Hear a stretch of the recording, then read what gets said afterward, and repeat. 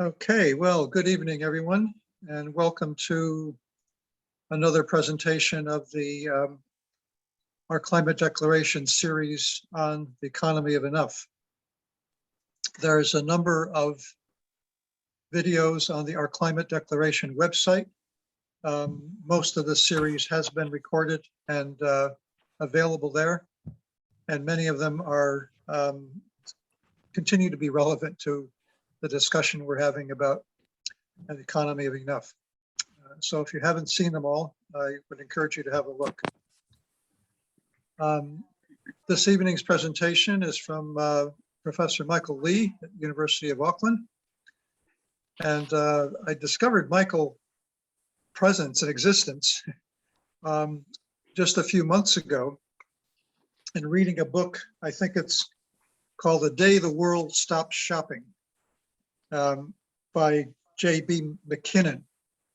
Very interesting book. If any of you are interested in the issue, I think you'd find it well written and well researched. Michael's background is on the invitation, so I won't repeat that.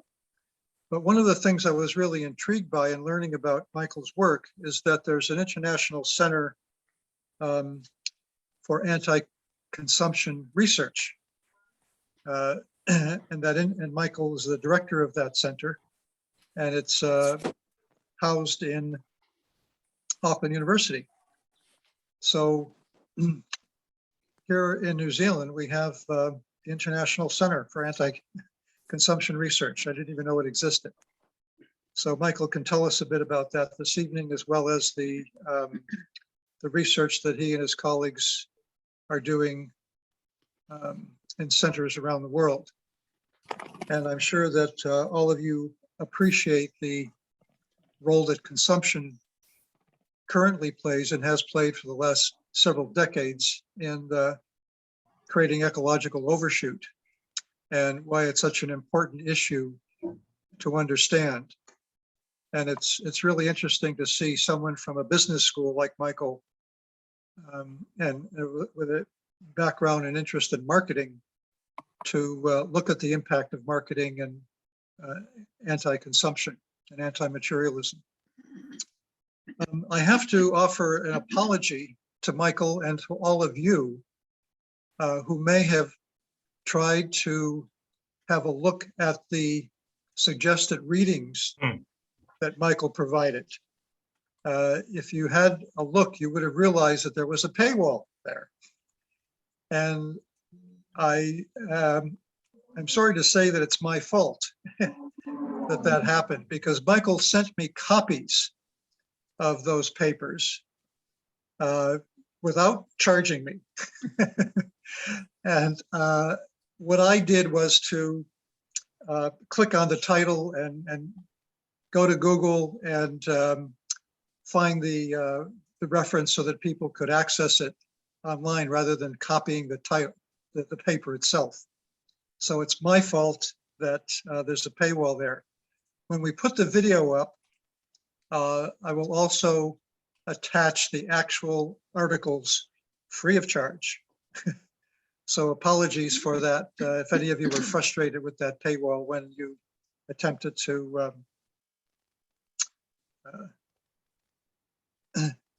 now, people might also wish to not only mute themselves, but also turn their videos off, because that uses more broadband and more power. So it helps your home system as well as the overall overshoot issue. And we can turn them back on later. If you'd like to put any questions that might be occurring to you as Michael speaks into the chat, please do so. And if in the Q&A session you would like to ask a question, if you could use the reaction button in the lower right portion of the Zoom screen, and I'll try to acknowledge that and provide an opportunity for you to ask a question. So Michael, I think we are ready for turning things over to you. And I will pin you so that you're there you are. And Great, thank you. there you go. Right, thank you, Jack, for reaching out to me and organizing this. Yeah, as Jack mentioned, if you have any questions, pop them in the chat. Otherwise, I'm sure there'll be plenty of time at the end of the presentation. It should go for about an hour, so we should have a good solid hour for Q&A and discussions and all that. Just before I start the presentation, I guess now would be a good time to explain how a marketer ends up creating an international center for anti-consumption research. So it all came about way back in 2004, 2005-ish, when I was doing my PhD, inspired by the work of Naomi Klein at No Logo. And there I was reading a book about essentially anti-globalization and anti-multinational, anti-corporate, and thinking, why do people, what's the problem these people have with brands like Nike, McDonald's, and all these wonderful things that make the modern world as convenient and glamorous as it is. And so I researched into it from a totally neutral standpoint. I myself was not a massive over consumer. You know, I'm always looking for, you know, something that's on sale, so I'm not into like the latest fashion or anything like that. But at the same time, I also couldn't understand the people that would stand outside with their placards, you know, go home Starbucks, or you know, blaming McDonald's for diabetes or obesity. So I really positioned myself in the middle, trying to understand both sides of the coin. And that's where I did my PhD on brand avoidance. And during my presentations regarding my PhD in Europe and other places during academic conferences, I got a lot of similar interest from scholars all around the world, also starting to look at this idea of anti-consumption or consumer resistance or customer activism or boycotting. There's a whole number of different phenomena that fall under the umbrella, the broad umbrella of anti-consumption. So then I decided to start this anti-consumption center. And we've been doing, holding biannual symposia every 2 years, except for the last 2 years because of COVID. But we position ourselves as a place where scholars from all over the world can collaborate and get to know each other and share our work with each other, help collaborate, publish, and provide feedback and organize symposia and such like, and organize special issues. And so that's really a little bit of history around the International Center for Anti-Consumption Research, or what we call ICAR. So today then I'm going to do a presentation on two bits of work that have come out of ICAR. One is, and these reflect the articles that I sent Jack that we will make available later. And so the first is some work I did with a dear friend of mine, Andreas Shishidakis, from Royal Holloway London University. And this was something we developed way back in 2012, 2013, because at the time when I would say my research area is anti-consumption at a conference or something like that, the number one response I would get is, well, that's impossible. How can there be such a thing as anti-consumption? We have to consume oxygen, we have to consume food. And so really that work was born out of the frustration I had trying to explain how anti-consumption is in fact possible.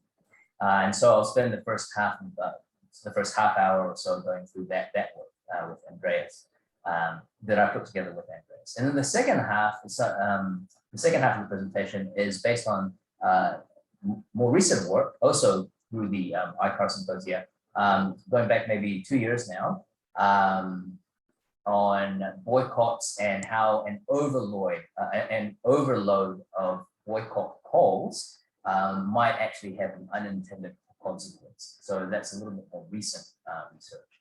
And then as I go through, you can decide whether it's best to have questions at the very end or sort of partway in the middle. So without further ado, I'm just going to share my screen about the first work, which is anti-consumption as the study of reasons against. And as I mentioned, This is a collaboration between myself and Andreas. So as I said, the most common issue we had, going back nearly 10 years now, was this idea that anti-consumption is impossible. A further issue was that many of the anti-consumption phenomena were hard to study because it is innately non-observable. So if you think about a person refusing to purchase a pair of Nikes or refusing to go to McDonald's, well, you can't actually see that behavior as easily as you could see behavior enacted and captured through sales data or foot traffic or SKUs off the shelf. And so we have sort of two problems. The second problem, other scholars are working on that, about trying to figure out ways to study a phenomena such as anti-consumption that is innately non-observable. But this work addresses that first point, which is the idea that anti-consumption is impossible. And the argument is that, well, actually, no, it is possible. And in order to do that, Andreas and I decided we would focus on the reasons driving behavior. What are reasons, as we define it, are the subjective factors people use to explain the behavior. And so through this, we can show that consumption, or what we call a pull behavior, where a person pulls an object, product, a brand, or service towards them, can happen simultaneously as anti-consumption, which we describe as a push behavior, where they push something away from themselves, distant the object from their identity or from their lifestyle or from the belief system. So anti-consumption and the reasons against. So acts of anti-consumption are, we define as something that is deliberate and conscious. So that's not to be confused with non-consumption, which is merely consumption that happens because a person either does not have the means to make that choice or does not have the access to a certain product or brand, or the product itself is just not available. It's run out or it's not available in the country. So we do not classify those reasons as anti-consumption reasons. Those are classified as non-consumption reasons. In the study of anti-consumption, then we're looking at things that are deliberate and conscious. And hence they're a nice fit with reasons theory. Because we have reasons for and reasons against performing a certain behavior. So the example there is reason for buying Nike versus reason for not buying Nike. You can also think of reasons against the behavior as leading to reasons for behavior. So for example, the reason to reject the Reebok may then lead to a reason towards Nike. And finally, we can look at reason. This one gets a little bit more tricky. Reasons against behavior and reasons against going against. So the example here is, okay, there might be a reason against Nike, such as a reason to boycott Nike, but then there may also be a reason preventing a person from being able to enact their reason to boycott Nike. So then we have a reason against going against. So all these ways of looking at the different reasons fall under the sort of what we're interested in when we study anti-consumption as reasons against consumption. And what we came up with during that article was this idea of a broken mirror metaphor. And this is both based on the idea that we have this notion or this idea of logical opposites, but then there are also, there is also the counter idea that people might have reasons that are not necessarily a logical opposite for the reason for something. Again, I've got many examples to illustrate this. But basically the argument is that the process of negation or refusing something can be as powerful as the reason for affirmation or going towards something. So this is the diagram that will be available in the article once Jack makes it available. And we designed it in a way that represented sort of non-complementarity between the reasons for something versus the reasons against something. So just as an example, you could have a reason where a person decides to buy a product because it's green, and that's called green consumption. And you could have a logical opposite where a person avoids a product for reasons of green activism. So they avoid the product because it is not environmentally friendly. However, because the mirror is not perfect, the reasons are not exactly the opposite sometimes. And what we can get is an overlapping of these reasons. And I'll explain this later through some examples, but I think it's the easiest way to make it clear. So for example, if we look at ethical concerns, we have a reason for buying, let's say if you're American, then there's a reason if you're patriotic to buy American, right? To be American, to buy American. And it's your ethical obligation to support your country by buying local. And we see that also in many other countries, such as New Zealand. And this is sort of enacted through what we can call a boycott, or a proactive reason where they promote the reason for buying something. So it's probably made in the USA, or fight back, made in the USA. But at the same time, we have sort of the opposite complementary reason, which is a boycott. So this is very much directed at not just buy American, but there is an opposing target here, right? Do not buy Toyota. Do not buy products made in Japan. To make it a bit more extreme, this is a more historical example. Back when there was in sort of World War II. I'll just read this out. It's probably a little bit grainy, maybe on the screen. Greetings, you are welcome to Chinatown. Chinatown welcomes you heartily, but you will harm our friendship if you buy Japanese-made products. For the profits of the Japanese products finance the Japanese militaries to kill our people. Please make sure you are not buying Japanese-made products, otherwise you are helping the Japanese to slaughter our people, bomb our cities, and colonies. These actions also endanger the lives of thousands of Americans and their properties in China. Please help us make this world a safe place to live in by not buying made in Japan goods. Please write and tell your friends too. Thank you. God bless you. Yours for fighting the Japanese militaries economically. The Young China Club. Well, that's pretty severe. There's a very definite reason against something for ethical reasons. And as dated as this example is, I think right now we can see a similar thing happening with the Russian sanctions, right? And so this is something that has occurred many decades ago and continues to happen to this very day, where reason against something is brought forward. Oh, sorry, that Danielle, you were unmuted, so I wasn't sure. Then we have very, extreme boycotts, such as, avenge Pearl Harbor, buy an American car, right? So those are the ethical reasons, and those examples given there are where the reasons for and against seem pretty complementary, and they're fairly straightforward opposites. If we look at environmental reasons, once again, you have the companies such as BP promoting their product as being innovative and seeking new sources of energy, et cetera, et cetera. But then you have the direct opposite reason, looking at the same environmental reasons for rejecting BP. And these graphics that you see here are obviously not put together by BP.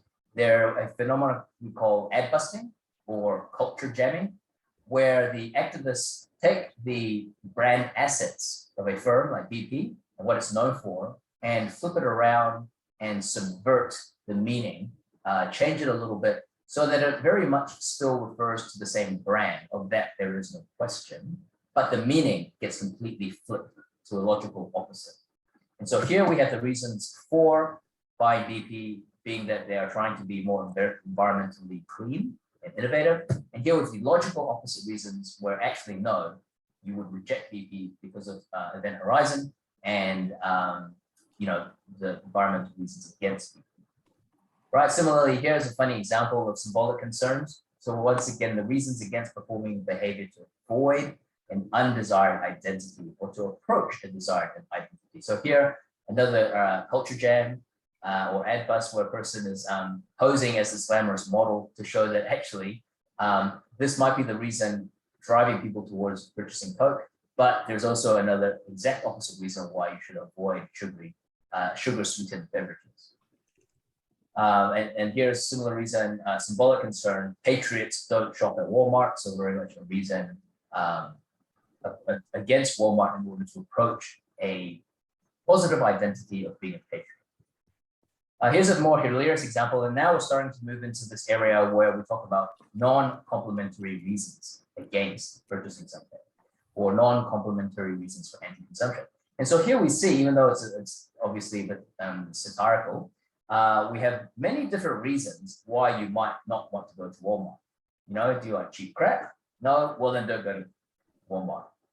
Do you like screaming children? No, well then don't go to Walmart. Do you like hobos or mental patients? No, well then don't go to Walmart.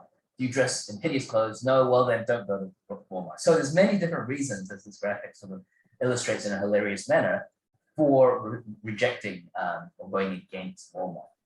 So if we focus the example now on something like Coke, we have this ad from Coke saying, you can buy Coca-Cola and you can drink it for the same taste and 0 calories. And so this is very much promoting a reason from the marketing agency of Coke to buy Coke Zero. If we look at a complementary logical opposite reason, then we have this.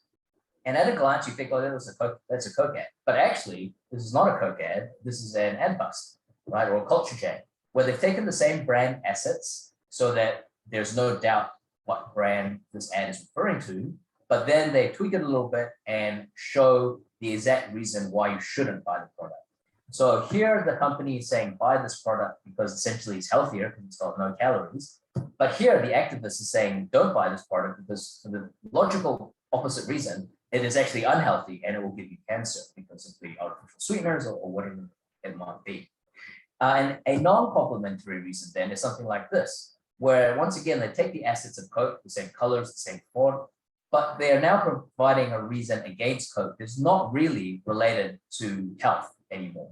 It's an ethical reason against Coke. So if you recall that first diagram with the circles and the overlapping reasons, this is a reason where it's an ethical reason against Coke, whereas the reason promoted for drinking Coke is health.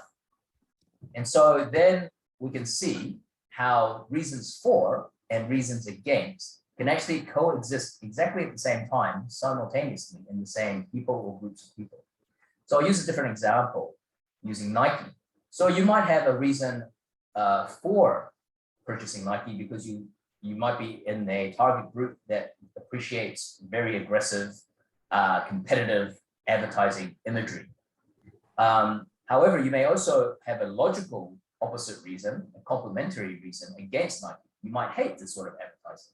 Similarly, you might have reasons for buying Nike because you like the form and function of the shoe. And you might have a logical opposite reason against Nike because the form and function of the shoe was not up to your standards the last time you bought Nike. But what you don't have, which I guess goes to prove the idea of the broken mirror metaphor, is that nobody buys Nike because they are supporting child labor, right?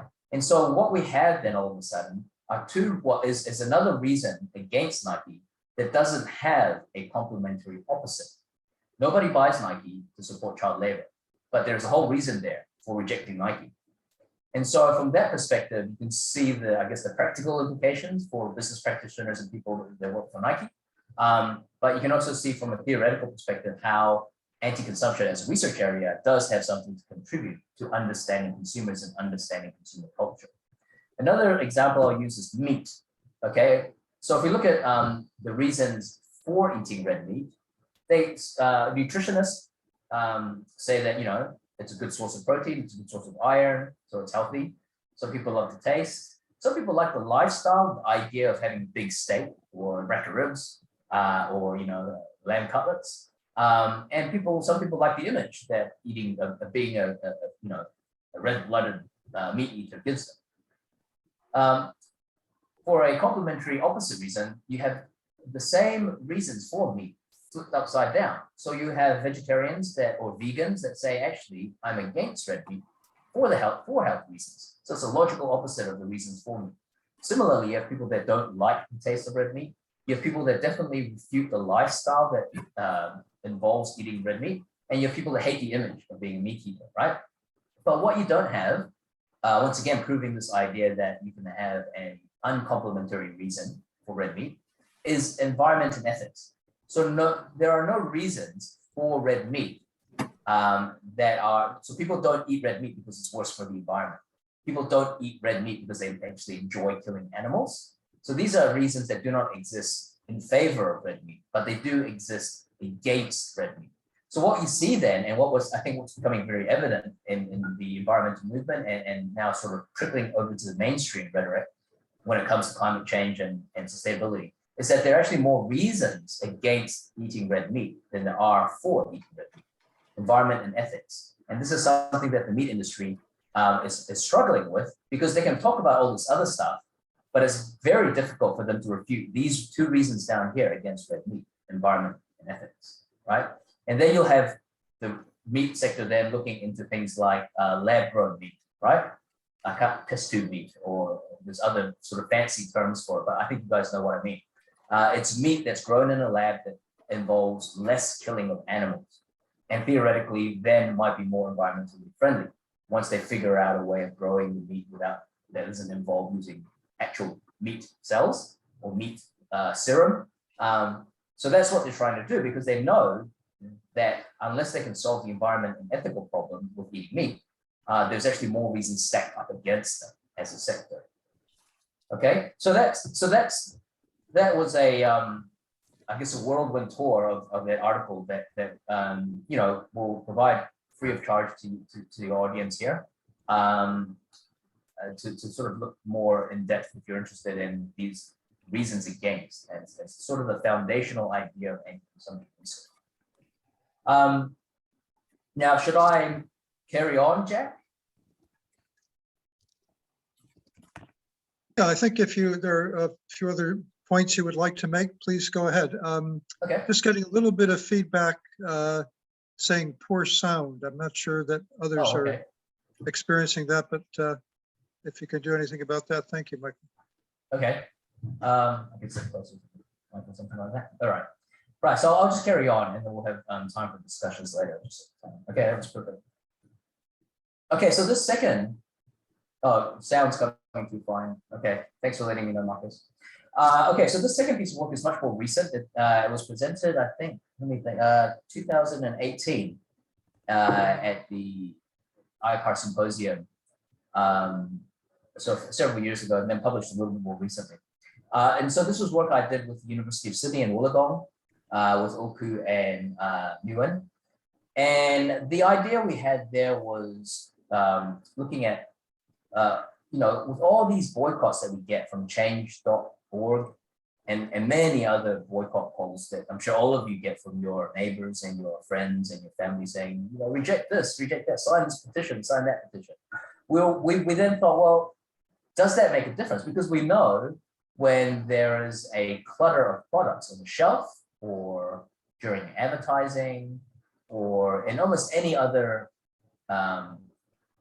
product category where there's too much choice, we find that certain things happen, right? An unintended consequence occurs when an audience is given too much to think about. And no one had applied that thinking to anti-consumption yet. And so that sort of is the thesis of this work here. Okay, so what we did was, to set the context, you know, I mentioned this already, change.org.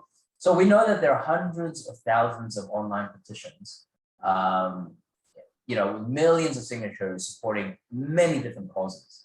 If you look at change.org, they have over 240 million passionate members. It's probably much higher now.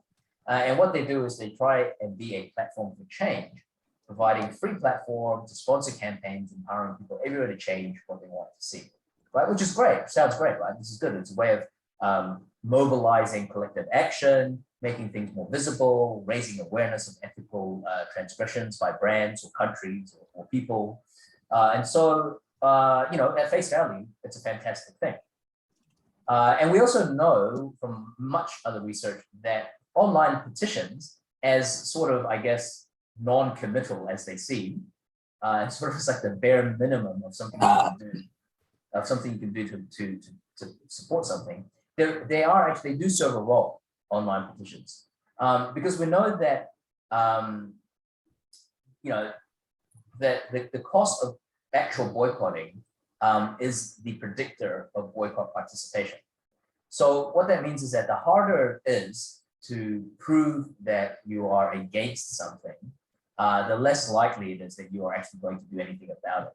And what online petitions allow you to do then is to have a very sort of minimal effort in the first instance to support a petition, which then maybe later through cognitive dissonance get you to actually do something behavioral.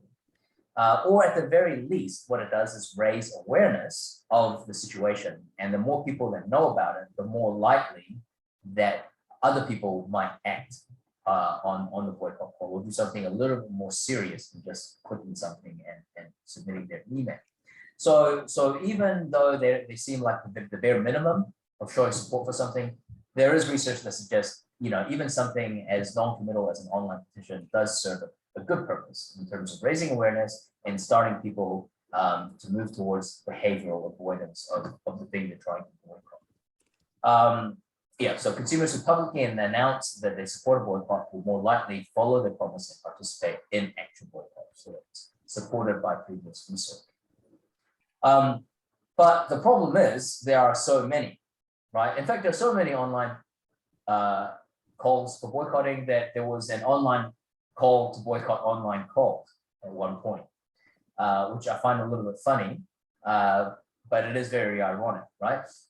So that's kind of gives, I guess, an indication of this might be starting to sort of get a little bit out of hand. And this brings us to the theory of choice overload. So this is the idea that a choice involving more options is harder and more agonizing, resulting in greater conflict than a decision involving smaller choice sets or smaller number of alternatives. So another way of thinking about this is this idea of option anxiety. And we see, many businesses are aware of this, and so they to make things more efficient, they downsize their product range, they make their menu a little bit more streamlined.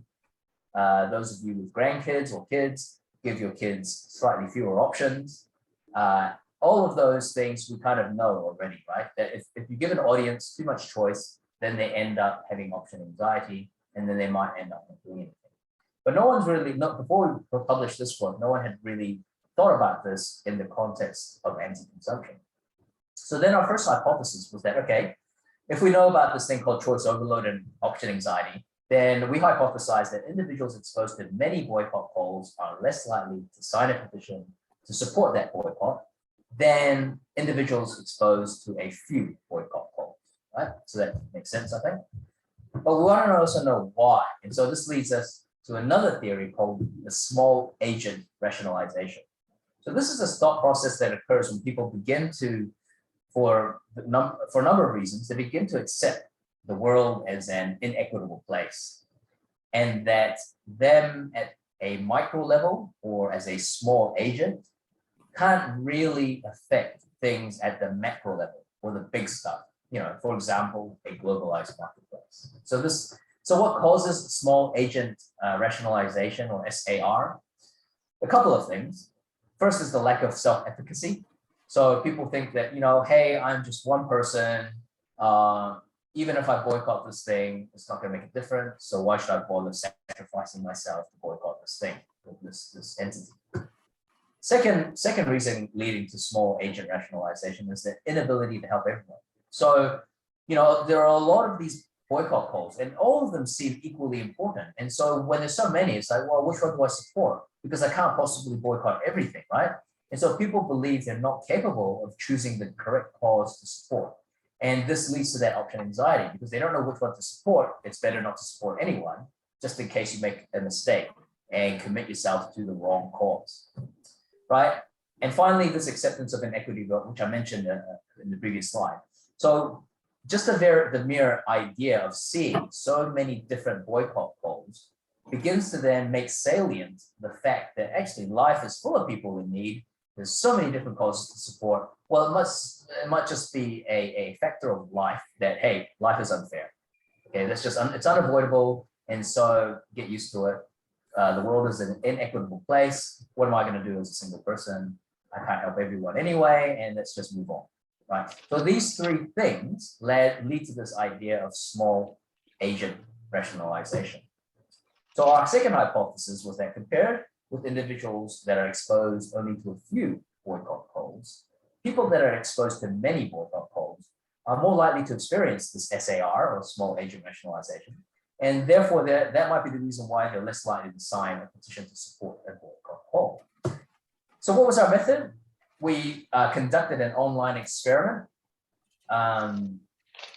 surveying, or I guess recruiting 181 females and 126 males, randomly assigned to several different conditions. So, but approximately half of them saw boycott calls for only 3 brands. So this is our small choice set, while approximately another half saw boycott calls for 15 brands. So this was our large choice set, right? And the brands and their negative causes were all selected from legitimate current boycott calls at the time from the Ethical Consumers website.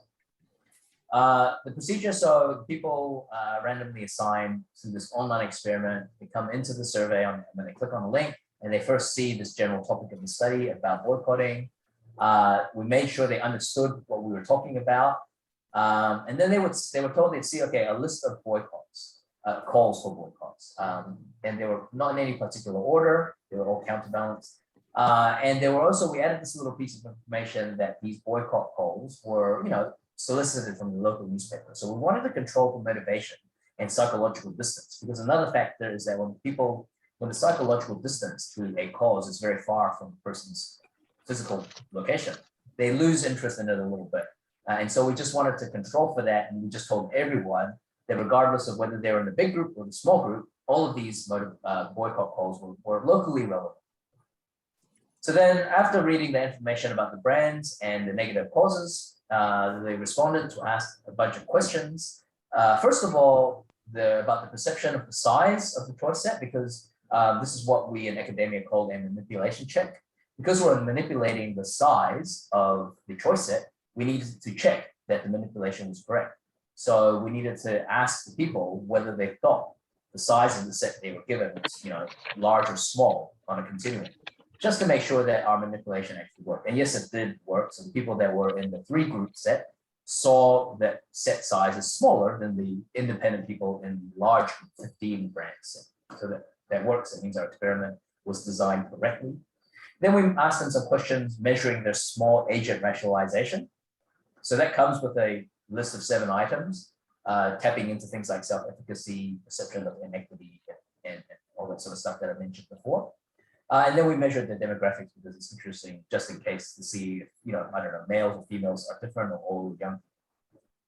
And then finally, the dependent variable, the thing we're actually interested in is whether or not the participants would support the boycott. And we used a real behavioral measure. So we didn't just ask them, do you think you will support this petition? We actually said, look, if you agree to sign a petition against one of these brands and organizations, please write below yes. And then we want you to explain in a sentence why, right? And this will be stored in the change.org website. However, if you're not willing to sign the petition, then skip this question. So that was a very simple choice dependent variable that said, look, after seeing these boycotts, are you willing to support? Are you willing to sign? And because this is an online boycott call anyway, we know that people are not really willing to invest much effort. So by asking a person to explain in a sentence why they're willing to support a cause, that's actually quite a big effort for these people already. So that's a behavioral measure because we're actually asking them to spend more time to support the cause than if they could not be bothered. This, for those of you that are interested, is the SAR scale, or the small agent rationalization scale. So it asks questions like, I alone cannot help to make the world a better, safe place. I cannot act on all these important issues. I feel like I'm incapable of making a positive change. So all these questions are they tap into those 3 things that I explained earlier that make up the small agent rationalization, right? So the first 4 factors measure powerlessness, and the last 3 measure the acceptance of inequity in life. So what were the results? We found that people in the large choice set did indeed perceive the choice set as larger than participants in the small choice set. So the people that were shown 15 brands answered 5 out of 7 in terms of how large you think the choice set was, versus 3.4 in the small choice set, right? And so there's a significant difference between the perceptions of whether it was a small or large set, two independent groups. But more importantly, participants choosing from a large choice set were only 28% signed. So let me rephrase this. Only 28% of participants in the large choice set were willing to support one of the boycott calls. In contrast, 39.8% of people in the small choice set were willing to support the boycott calls. So that's quite a big difference, and therefore hypothesis one was supported. Visually, this will be easier to explain. So this here we have the 28%. So a smaller number of people signed the petition versus a large number of people who were in that small choice set. So very simply put, if you ask people to boycott out of 3 brands, then 40% of them might do what you want them to do. If you give people 15 brands to boycott, then only 28%, less than a third, will do what you want them to do. Right? Second set of results involving a little bit more sort of fancy modeling done by the third author of the paper, looked at whether the small agent rationalization had an effect on what was happening there, what we were seeing in hypothesis one. And indeed, if we look at this model on the next slide, we see that there was a significant effect. So when a person is shown a small or large set, it has a negative effect on the number of petitions that they will support, right? So the larger the number of choices, the negative relationship to signing a petition to support anything. And there was also this sort of, the larger the number of sets, the larger the number of brands, they had a positive relationship to driving a person towards this small agent rationalization, which then has a negative relationship with willingness to sign a petition. So yes, indeed, small agent rationalization is a very possible likely reason why when you show a person a lot of brands, they're less likely to support any brand in terms of boycotting. So this, in terms of discussion, just to wrap things up, online petitions, very commonplace. But before this research, no one really looked at, online petitions through sort of this anti-consumption lens. We established that individuals who need to make a choice from numerous boycott calls are way less likely to sign a petition than individuals who need to make a choice from a small number of boycott calls, right? We also looked into a theoretical rationale, like a reason why this is occurring. And we find that, compared with individuals who only face a few boycott calls or small choice set, individuals facing a large choice set are more likely to experience this small agent rationalization, right? So what's the twist then? The twist is, this is the first study looking at the number of requests for anti-consumption and whether or not the number of requests will influence a person's support for boycott. When we look at other work so far on choice overload, it's about, okay, if there's, if you give a person 30 muesli bars to choose from, is that better than 10 muesli bars or something along those lines? We find that, yes, indeed, choice overload in a pro-consumption sense also leads to a sense of regret or dissatisfaction with a customer has with their own decision. And even sometimes they may forego a purchase. So if you give someone too much option anxiety, they just kind of quit and they don't buy anything at all because they don't want to make the wrong purchase, right?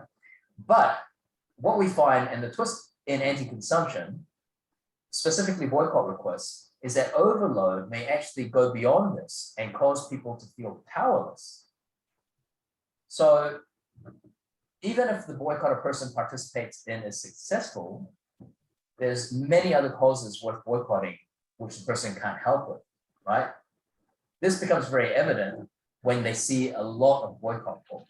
So within the context of anti-consumption, the small agent rationalization is aligned with this idea that the world is unfair or inequitable, which seems to me like a way worse outcome than simply not wanting to buy a muesli bar because you've got too much choice. So choice overload in anti-consumption is way more concerning than choice overload in consumption, right? Because in a consumption setting, the worst thing that happens is the person decides, oh, there's too many sneakers to choose from, I'm not going to buy any sneakers. In contrast, if you give a person too many things to boycott, they end up saying, they don't just not boycott something, but they end up thinking the world is an inequitable place, that they're powerless, and there's no point in helping anyone because they can't help everyone. So what are the implications then? So even though it seems very exciting for places like Change.org, and perhaps even for your organization to list a whole bunch of different things that people can boycott, and in order to get as many different supporters as possible, because I guess the theory there is that the more causes we can be seen to be supporting, then the larger we cast the net wider for a greater audience, right? So even though that's attractive, this research has shown that that's not the best way to go. And therefore boycott organizers should be very selective.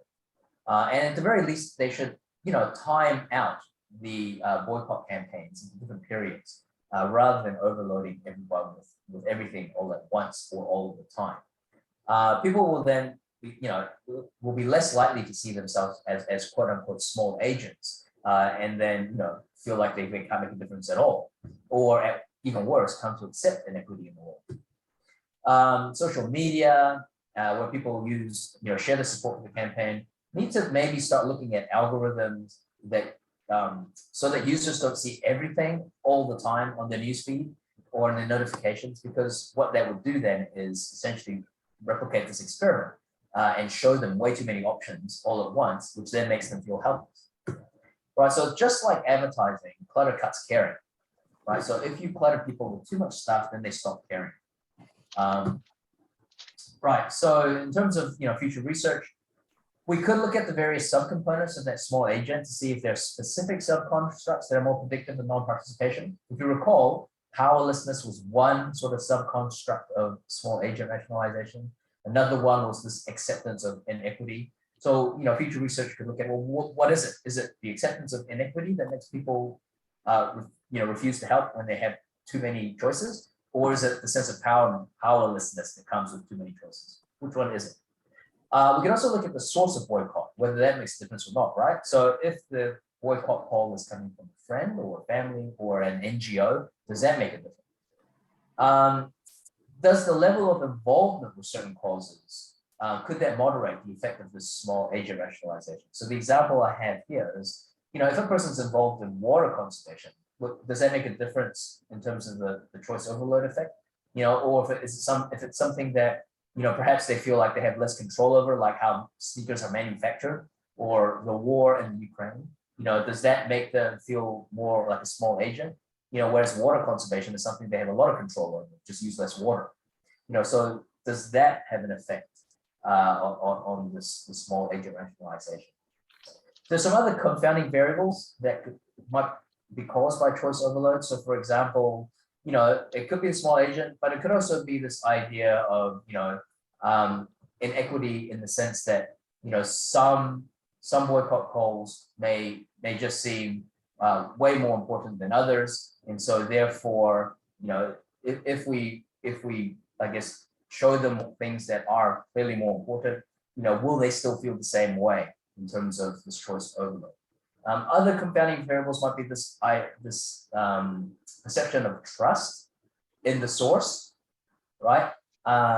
Whether if it comes from Change.org, is it less or more reliable than from a different source? So we didn't really look at different sources. So we need to control for or manipulate these sorts of things. And finally, future research can look at how this view of the size of the choice set and the willingness to boycott, and compare it with things like volunteering or charitable donations. Because you can see how this choice overload also applies in those circumstances, right? So for those of you that are volunteering, if you have a large range of organizations asking you to volunteer, does that make you less likely to want to volunteer? For the same reasons as when you see a large number of brands to boycott, does that make you less likely to boycott any single brand? And similarly for donations, when there's so many different organizations asking for donations, does that make you less likely to donate than if you only heard from a few organizations soliciting donations? Yeah, so that's pretty much the end of the presentation. So thank you very much. That kind of let's open the forum for discussions. Marcus, man, I hate small agent rationalization. Yeah, it's a terrible thing, isn't it? I think it explains a lot of why people don't even bother as well. Yeah, so it's a bad thing, definitely. I'm just watching a Thank you, Michael. film. Okay, please keep your system muted and raise your hand when we have one hand up there from Marcus. So Marcus, go ahead. You can unmute yourself and ask the question of Michael. Hi, thanks for the presentation, Michael. I found that very interesting. Yeah, I guess what I was thinking when you were showing your summary at the end there is that small agent rationalization isn't. I was kind of refuting that in my mind a little bit. I don't think it's primarily based on the causes you happen to be supporting at a certain time. I mean, I think that contributes in a way, but my hypothesis would be it's primarily driven by your experiences growing up, your family, education, culture, and maybe a little bit by, so, you know, your nurture, but maybe also a little bit by nature, you know, your mental predisposition to feel, you know, that particular way. That would be my hypothesis. Yeah, that's certainly one of the yet another confounding variable that future research could look into. So what your hypothesis there is tapping into is this idea of locus of control, right? Whether you have an internal locus of control or an external one. And typically, I guess the way it would relate to small agent rationalization is that people that are more likely to succumb to SAR are people that have an external locus of control. They externalize things and say, look, I can't control this, the world operates and there's nothing I can do about it.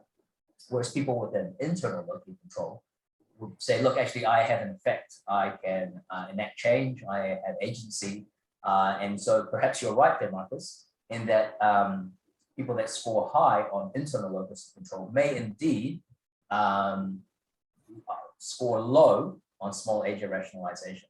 And it could be the fact that they score low on SAR regardless of the number of choice sets that they are exposed to.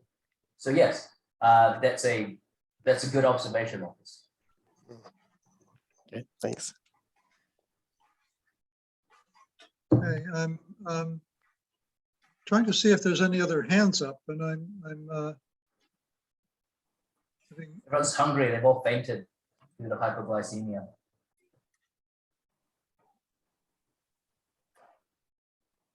While we're waiting, apart from the two articles that Jack's going to kindly make available, I also have a limited time offer here on a recent publication that got accepted in Elsevier.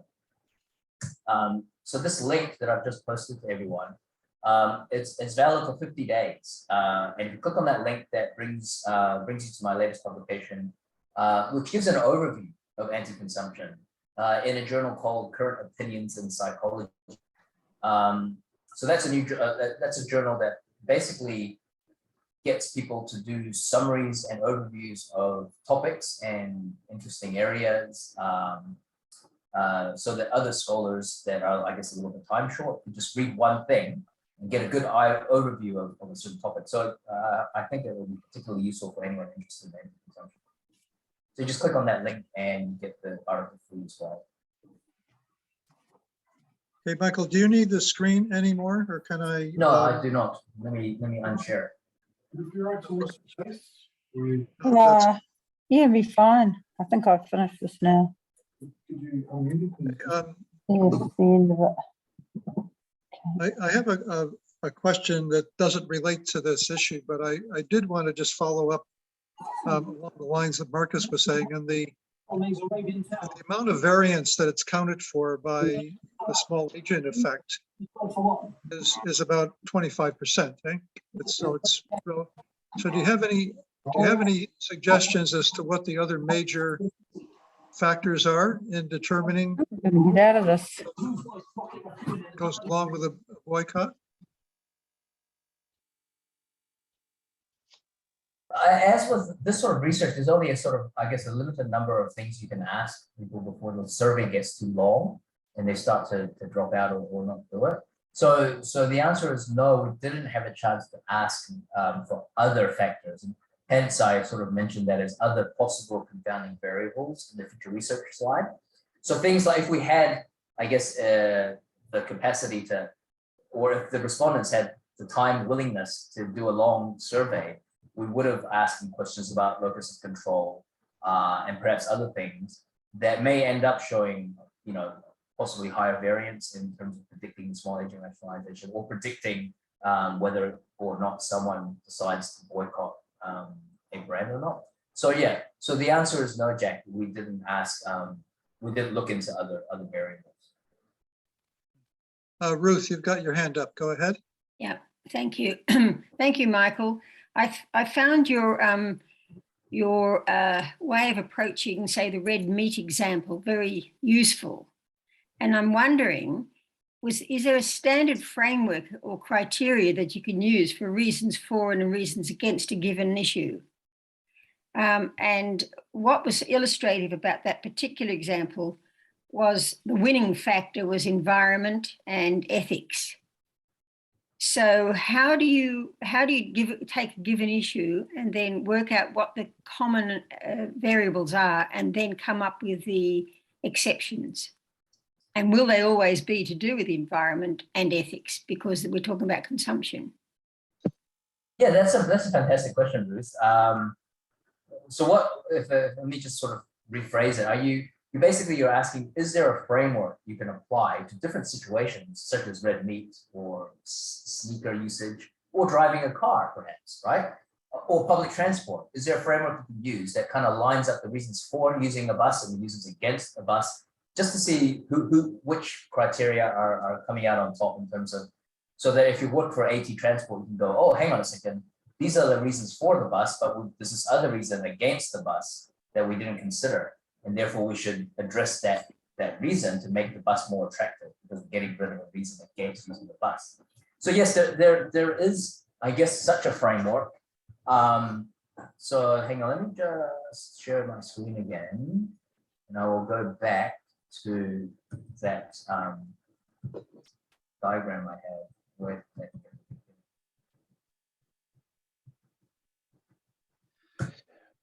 Okay, so when in that article we proposed this idea of a broken mirror metaphor, and so you see the criteria listed here are symbolic concerns, consumer resistance, which I didn't get into explaining, but simply put, consumer resistance is this idea that you have a big dominant force that you're trying to oppose, such as a multinational, right? So this is a David versus Goliath idea. Then environmental concerns and ethical concerns. So I guess if we were to look for a framework, Ruth, to apply to any situation, we could start with this one. So if we use an example of car use, what are the reasons for car use and what are the reasons against car use? So there are ethical reasons against car use. Are there ethical reasons for car use? I don't know. There are definitely environmental reasons against car use. Are there environmental reasons for car use? I don't know. Consumer resistance. Is there a reason to do with sort of this David versus Goliath against car use? Well, maybe, because if you're like the government is the Goliath and they're trying to force me to use their public transport, but nobody tells me what to do because I'm a free individual, then you could see, okay, well, maybe that's a reason for car use, right? Because they're fighting the hegemony of the establishment that's trying to tell them to use public transport. And then there's symbolic concern. So I would say that's probably the biggest reason in favor of car use, is that when you drive a car, or for people that purchase cars, the car is a symbol of what they want to be thought of in terms of their identity. And that might also be the logical opposite reason why they avoid buses. They don't want to be seen as a person that's using a bus because, I don't know, there's this perception that only 4 people use the bus or whatever it might be. And so if you're working for a car company, you can see how you can apply this framework to consider the reasons for and against the car and try to make the reasons against your car, such as environmental reasons, much less. So you start investing in things like EV, right? Or alternative fuel sources or cleaner production, whatever it might be, because you know that is a reason, if you're a car manufacturer, that is against car use and in favor of public transport. On the other hand, if you're working for AT Transport and you're thinking about the reasons for or against bus use, then okay, you can promote the environmental concerns, you can promote the ethical concerns. You may or may not have to address this idea that people see you as the establishment, trying to tell them what to do, being a nanny state, whatever it might be.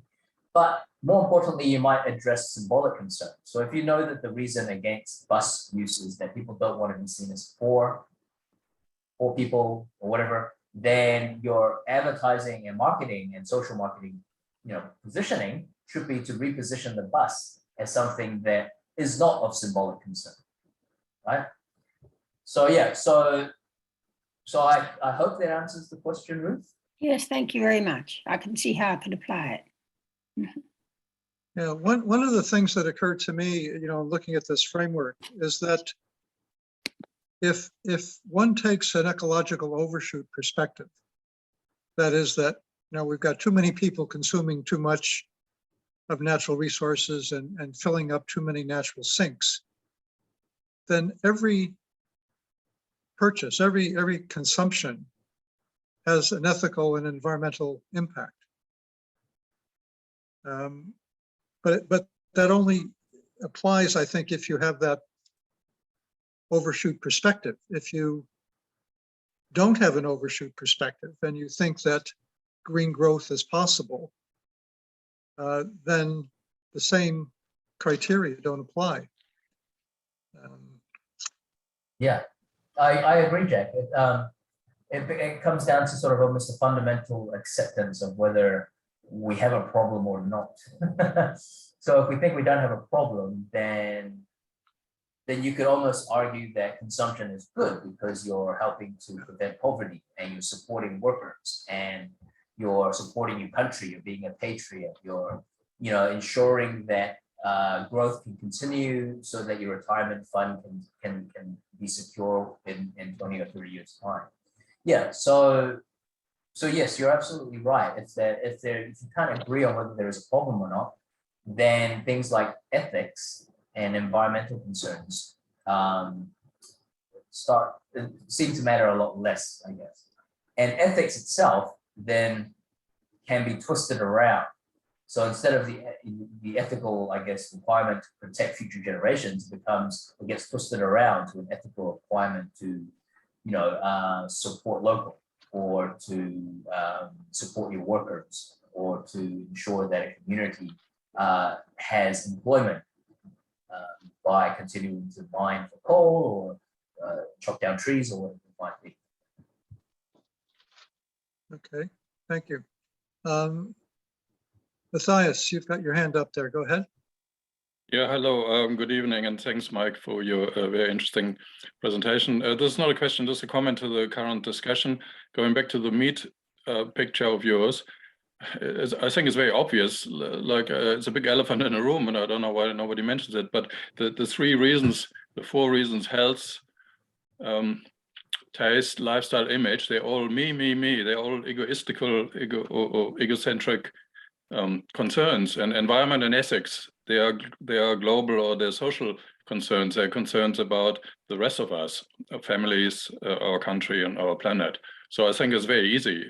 I don't know why this has to be so theoretical. So I believe very much in anyway what most of our group are thinking of is there is the me versus the greater good kind of thing.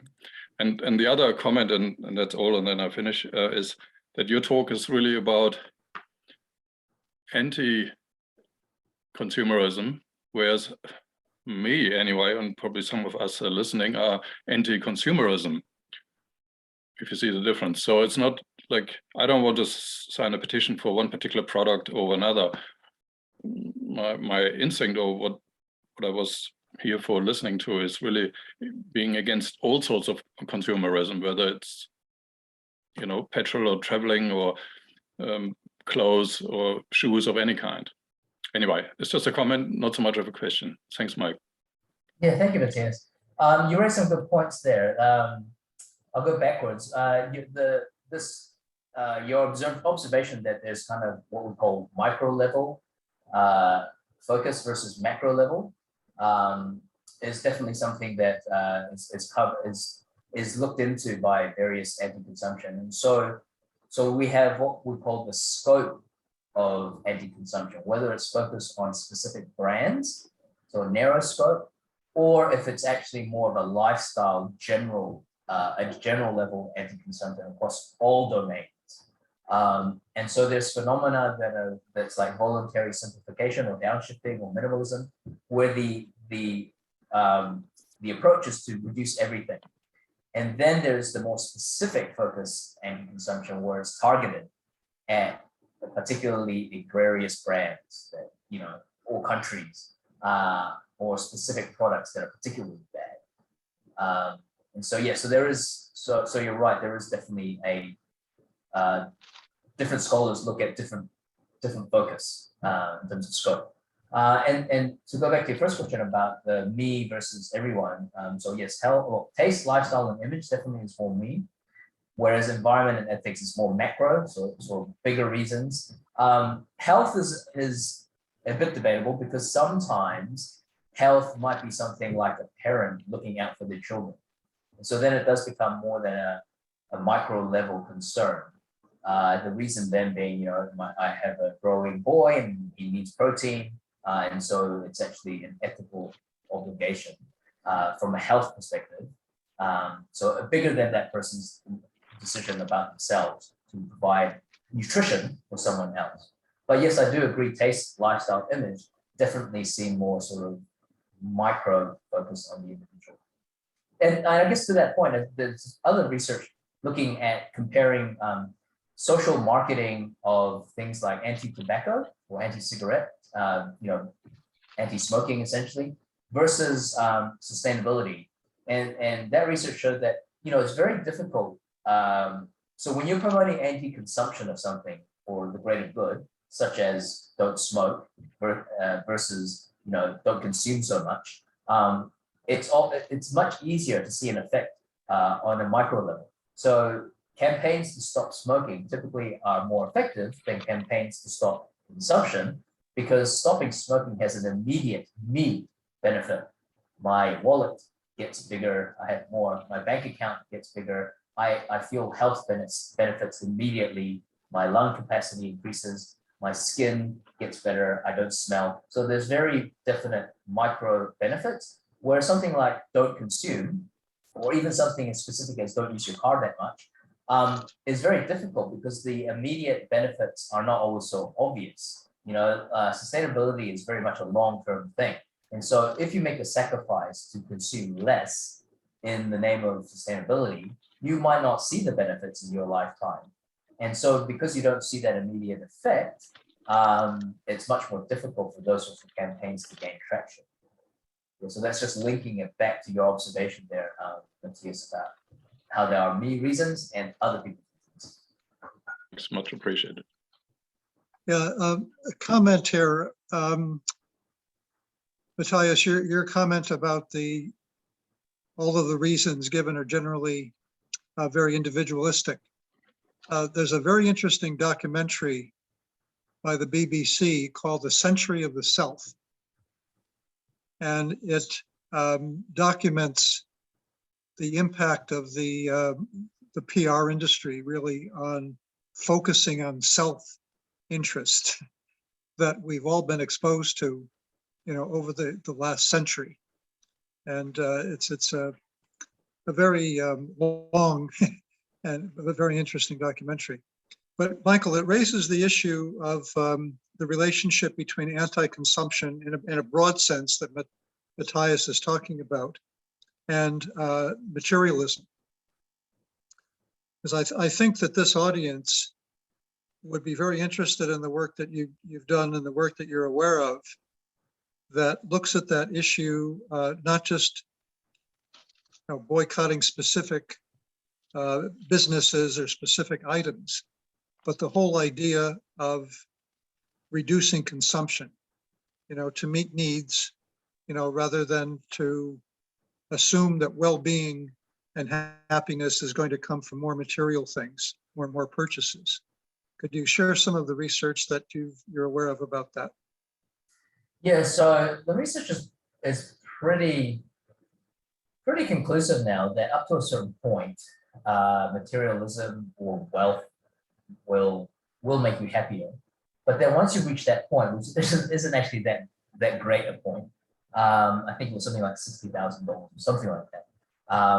That number might have obviously changed with inflation and whatnot. But once you reach a certain point that's slightly above the average income, then any more wealth or assets after that doesn't have a significant effect on your well-being and your happiness. So, you know, things like materialism are, you know, seen as good, particularly in developing nations where it's a motivation to get their GDP up and get their productivity up and lift them out of poverty. But once you get to a developed nation like New Zealand or Canada or America or Australia, then materialism, after people have reached that point, doesn't really make anyone any happier.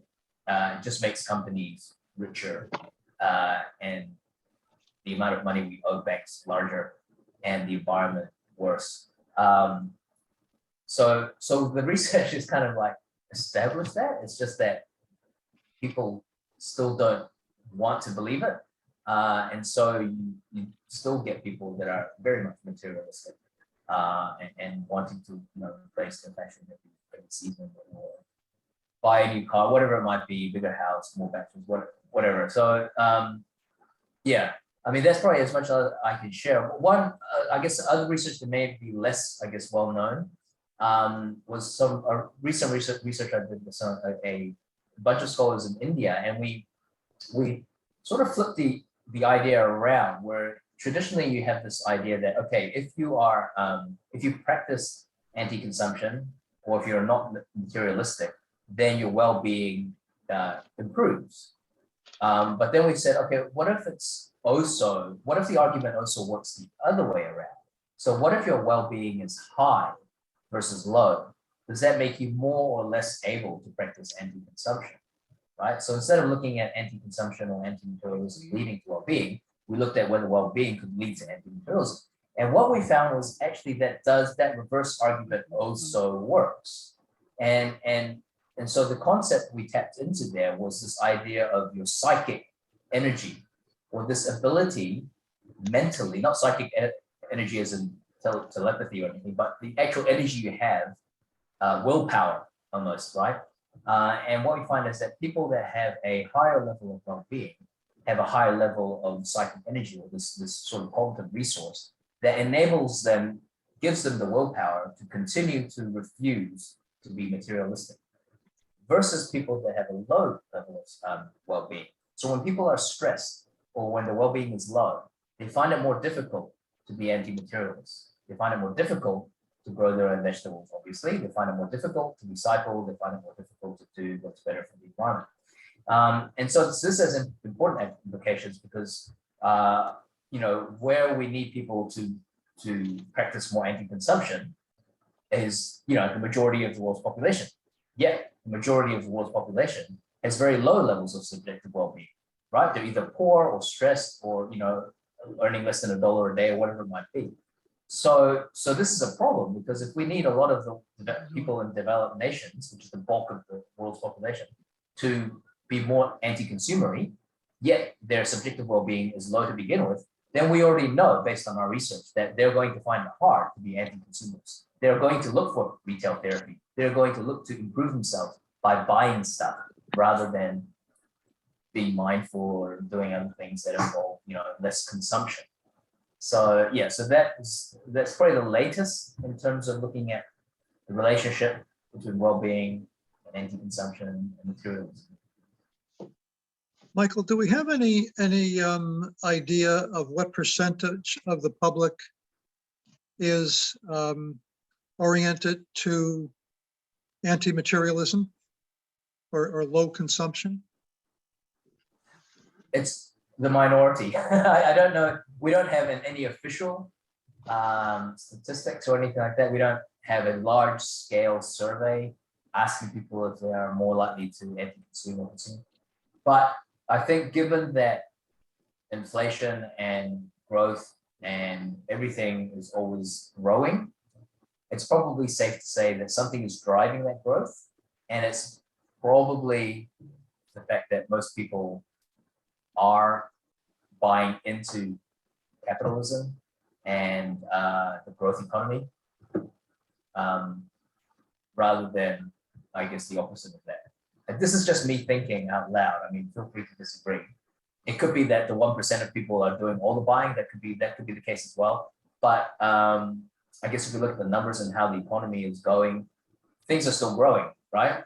And so that must mean that there is still more consumption happening than less consumption.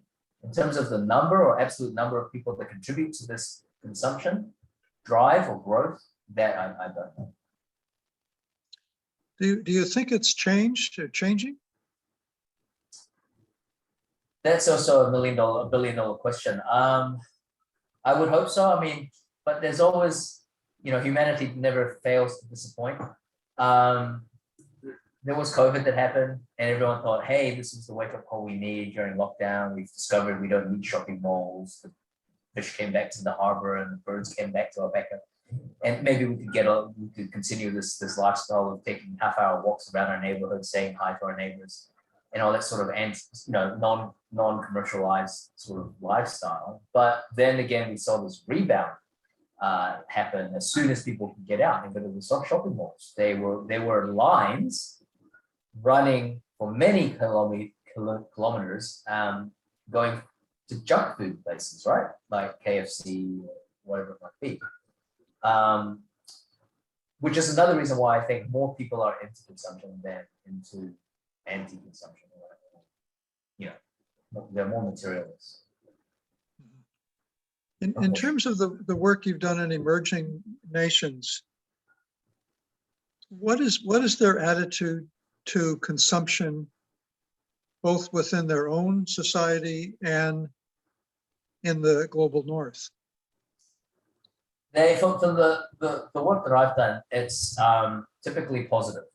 So even in cultures that are traditionally collective cultures, which you would think would be inversely correlated with things like materialism, because materialism we see as very individualistic sort of trait or phenomena.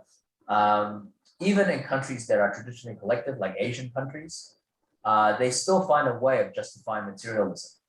And then, so what we find that they don't justify it in an individualistic sort of way, which is what happens in the West. So in the West, people are materialistic because they want to separate themselves, make themselves unique versus the people around them because they're individualists. In collective cultures, which you think, okay, well, they're all about sharing and being part of the group. Well, they still find a way of justifying materialism. And their justification is, well, we want to bring pride and success to our in-group. And we do this by showing that we are a successful in-group through consumption, right? And so then they buy a fancy car, not for themselves, but to bring pride and honor to their family or their tribe.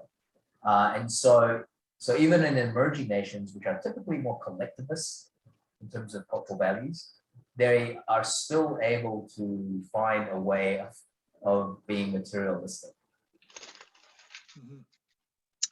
Yeah, when I mentioned the documentary, The Century of the South, you seem to be familiar with that.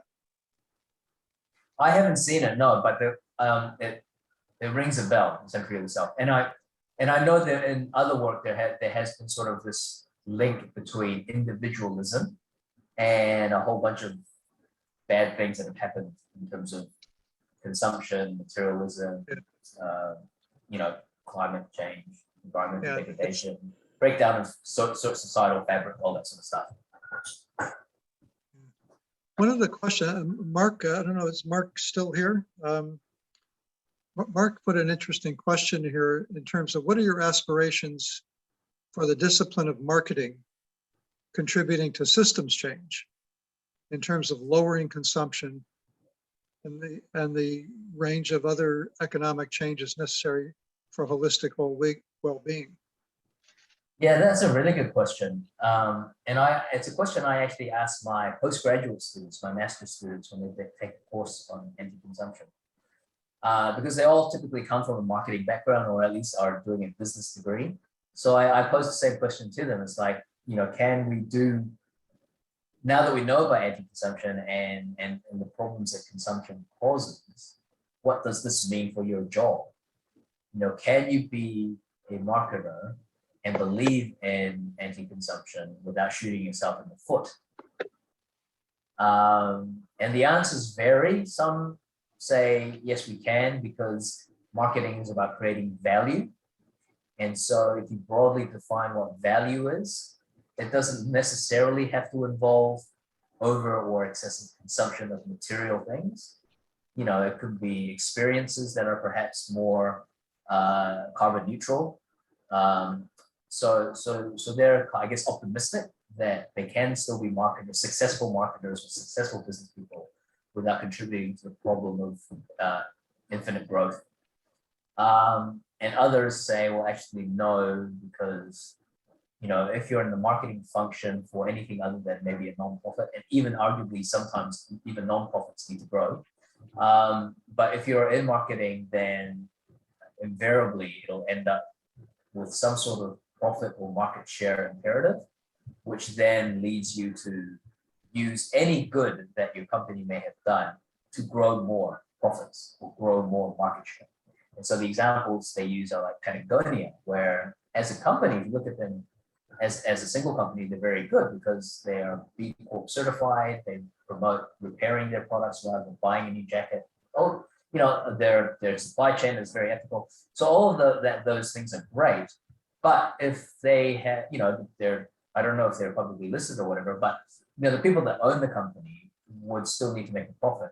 And then if they position their company correctly, because they're positioned as a green company or an ethical company, that's likely to lead to more people wanting their products, because then they capture the market share from competitors. And in order to service the growing market share, they have to then ramp up their production and manufacturing anyway. And so they're still growing. You know, I guess the question is whether they limit that growth at some points. Once they sell, you know, 100% of the population their jackets, what happens next? I mean, depending upon how you define marketing, if you think of it very broadly in terms of influencing, the more recent developments we've seen with data mining and looking at, you know, breaking up consumer segments to very fine-grained groupings and targeting specific messages, you know, the Cambridge Analytica type approach, you know, which is totally free of theory and you know, totally empirically based. What impact do you see that having on consumption and materialism? Do you see that as the future of marketing? You know what, yeah, influencers and using algorithms and big data to get people to do stuff or to understand what they're into so that you can better serve them is definitely an area that marketing more generally is heading into. Yeah. So marketing in that sense is a bit agnostic. It doesn't, I mean, it itself doesn't see itself as good or evil. It's a tool that is used to, you know, get people's attention and turn it into some sort of behavior. Now, often that behavior is to buy something. And so if you have something like Cambridge Analytica that understands data, i.e. understands what people are paying attention to, then marketers will definitely use that tool in order to promote whatever it is they're working for, whether it's a good cause or a consumption-based cause, and turn it into behavior, which is to either support the cause or to buy the product, or to, you know, enlist the help and service of the company. There have been some calls for regulating marketing. I think there have been some successful legal actions, especially around marketing to children, for example, or, you know, banning cigarette ads and things of that sort. I mean, do you see that movement growing and getting more attention because of the growing awareness of not only climate change, but other, you know, global overshoot issues? Do you think that the legal action to control marketing and regulate it in some way is a viable way forward? What role do you see for legal action? Maybe you're framing it that way, if any. Yeah, I think there is a role, and I think often it has to be some sort of state or legislative approach that regulates what businesses are allowed to do, whether it be marketing or advertising or, you know, supply chain or production. Often it is, or labor practices, often it is something sort of state enforced that causes the real change. So, you know, cigarettes as an example is a good one, because it's showing basically that until the state got involved to ban cigarette advertising and sponsorship and to tax the cost of it, to make the access of it less accessible, to make the places where you can use it less accessible. Until that happened, there wasn't really any decrease in smoking. It took the state to basically put laws in place that made that happen. And so, yes, I think there is a place to limit marketing, but also limit other things, carbon taxes, whatever it might be, to start to, you know, have a real effect. So some other work I do is with the Auckland Health Alliance, so we're looking at banning the advertising of junk food to children. And this is the same argument, Jack. It's that if we leave it up to the advertisers and junk food manufacturers to do it themselves, or to self-regulate, typically it happens very slowly, if at all. And tobacco is a good example of that, where you do need someone to come in from the outside and say, okay, enough is enough. We can show that there's more harm than good happening here, and therefore you need to be regulated. The problem with using that approach to promoting something like sustainability, or, you know, some sort of climate positive cause, is that the link is it's so much more of a complicated picture. You know, it's already complicated enough to try and prove that junk food makes kids fat, and then to define what junk food is, and then to stop people advertising junk food to kids. That in itself is already a huge battle. So imagine trying to create a law that says you can't advertise this product because it will contribute to climate change. You know, at this point, it's a very huge task to try and quantify the effect of any product or industry to an extent that you start regulating it. I mean, obviously there are industries like agriculture that where the statistics and data shows that they do have they contribute more to a problem, and so therefore that they can be approached legislatively that way. But in terms of advertising, I think it's a while away yet, Jack, before any government wants to try to tackle that sort of obstacle. Yeah.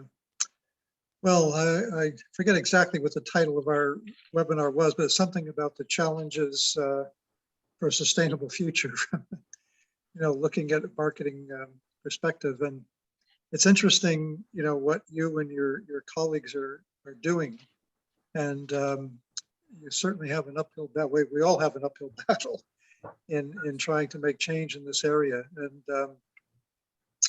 you know, we thank you for the work you're doing. We thank you for the presentation, and certainly wish you and your colleagues great success in trying to turn marketing around to meet some, you know, of the major social and environmental challenges we have, because that's we're in dire need of action in those areas. Thank you guys. I mean, what you guys do is very important as well. So hopefully this was useful to you. That I guess the takeaway is not to overwhelm people with too many choices. Right. Yeah. Next time we're organizing boycotts, we'll keep that in mind. Yeah. Yes, thank you. I'll put that link again down to that. So that's valid for 50 days if you want my latest publication free of charge. And once you have the PDF, you know, feel free to share both this PDF and the 2 PDFs that Jack are providing. Feel free to share them widely. The more the merrier, I'd say. Yeah, very good. So we'll put the video on our Climate Declaration website, along with the articles that Michael had provided. And there's another one of his articles about anti-consumption, materialism, and consumer well-being that I think many of you would find interesting, and I'll put that on the website as well. Right. Yeah, sure.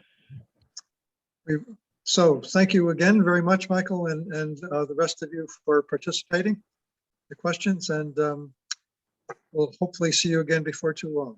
Thanks very much, Thanks, guys. everyone. Yeah, thank you. Have a good evening. Be Bye. well. Thanks, everyone. Have a nice one. Take care.